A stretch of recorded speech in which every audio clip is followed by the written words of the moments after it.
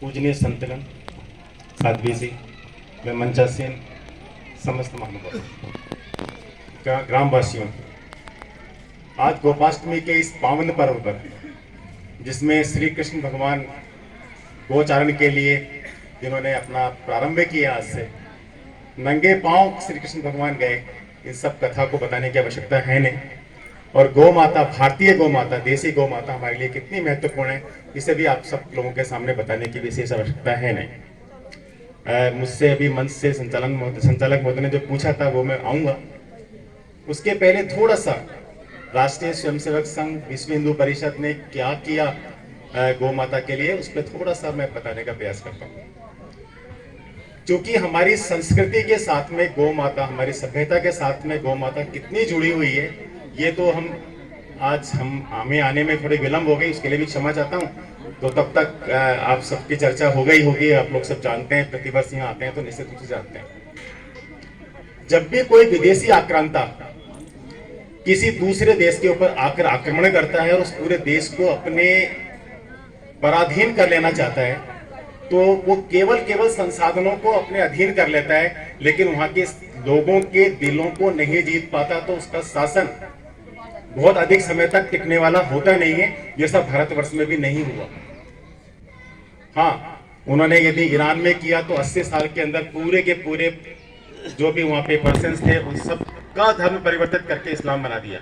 हमारे देश में क्यों नहीं कर पाए? क्योंकि हमारी सभ्यता, संस्कृति की जड़ें बहुत अधिक गहरे तक बैठी हुई थी और उसमें गौ माता का भी बहुत अधिक योगदान था। हर घर में पहला ग्रास, गौ ग्रास के रूप में गौ माता के लिए निकालते हैं। इतनी अधिक गहराई तक सभ्यता, हमारी संस्कृति हमारे अंदर बैठी हुई है। तो उन विदेशी आक्रांताओं ने सोचा कि इनकी सभ्यता संस्कृति पर ही आघात किया जाए।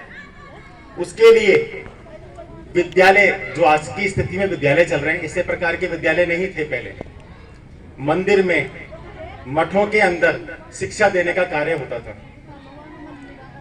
मंदिर माफिक जमीन थी, मंदिर अपने आप में स्वावलंबी थे, गौशालाओं की आवश्यकता थी ही नहीं, क्योंकि हर घर में गाय पालन की व्यवस्था थी, हर घर में गायें थी, या दूध दही की नदियां बहती थी। तो उन विद्यालयों को समाप्त करने का प्रयास किया। बहुत बड़े बड़े विश्वविद्यालय थे, भारत में ही थे 30 विश्वविद्यालय थे, और पूरे विश्व में एक भी नहीं था। उन विश्वविद्यालयों को जला दिया गया, उनके पुस्तकालयों को जला दिया गया। अब इतना अधिक गहरा तो नहीं, लेकिन हम सब समझ सकते हैं, जानते हैं। श्री राम जन्मभूमि, जहाँ श्री राम भगवान का जन्म हुआ, वहां जो मंदिर था, उस मंदिर को तोड़कर वहां पर एक ढांचा बना दिया। श्री कृष्ण जन्मभूमि, श्री कृष्ण भगवान का जन्म स्थान जहां हुआ, वहां पर उन्होंने अपना ढांचा बना दिया। काशी विश्वनाथ बाबा के जो शिवलिंग था, उस शिवलिंग को कहां रखा हुआ था, हम लोगों ने टीवी में देखा, जो उनका, जिसमें वो भूजू खाना बोलते हैं वो विधर्मी लोग, वहां उनको रखा हुआ था। और वहां भी उन्होंने अपनी एक ढांचा बना दिया, मस्जिद बना दी। हमारी संस्कृति पे, हमारे दिलों पर हम पे चोट की। उसी श्रृंखला में गौ माता की हत्याएं करना प्रारंभ किया। उन्होंने किसी और पशु को नहीं चुना उतना। सूअर जो कि कीचड़ में लेटता, उसको तो बड़ा पवित्र मानते हैं, और गौ माता जो देती है, गौ माता को तो हाथ पिलाने से भी रक्तचाप दूर होता है। गौ माता के दूध के अंदर तो स्वर्ण है, स्वर्ण क्षार है। ऐसी गौ माता की हत्या करना प्रारंभ किया, उसको खाना प्रारंभ किया, भक्षण करना प्रारंभ किया उन विधर्मियों ने, कि हमारी सभ्यता संस्कृति पर चोट पड़े। इसके लिए मुगलों के समय भी और अंग्रेजों के समय भी विभिन्न संतों के द्वारा विभिन्न प्रकार के आंदोलन होते रहे, और सैकड़ों हजारों लोगों ने अपने अपने शरीरों का बलिदान किया। देश के स्वतंत्र होने के पश्चात करपात्री जी महाराज भी बहुत बड़े गोरक्षक थे।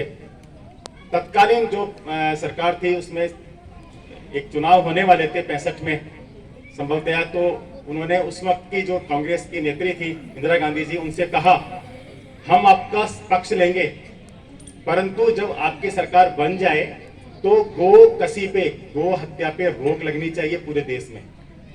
इंदिरा गांधी जी ने इसका वचन दिया उन्हें, और उनकी सरकार बनी। लेकिन सरकार बनने के बाद साल भर तक वो उनको टालती रही। ऐसा कुछ भी कोई कानून आया नहीं। तो करपात्री जी महाराज ने, और करनाल के जो जनसंघ था उस वक्त, आज तो भारतीय जनता पार्टी हो गई है, उस जनसंघ था, उसके स्वामी जी जो सांसद थे उनके, और इसको राष्ट्रीय स्वयंसेवक संघ ने भी इस आंदोलन को समर्थन दिया था। सभी गो भक्तों को अपना अपना गोवंश लेकर दिल्ली कूच कर दिल्ली जाने के लिए बुलाया। साधु संत सन्यासी सब लोग दिल्ली गए।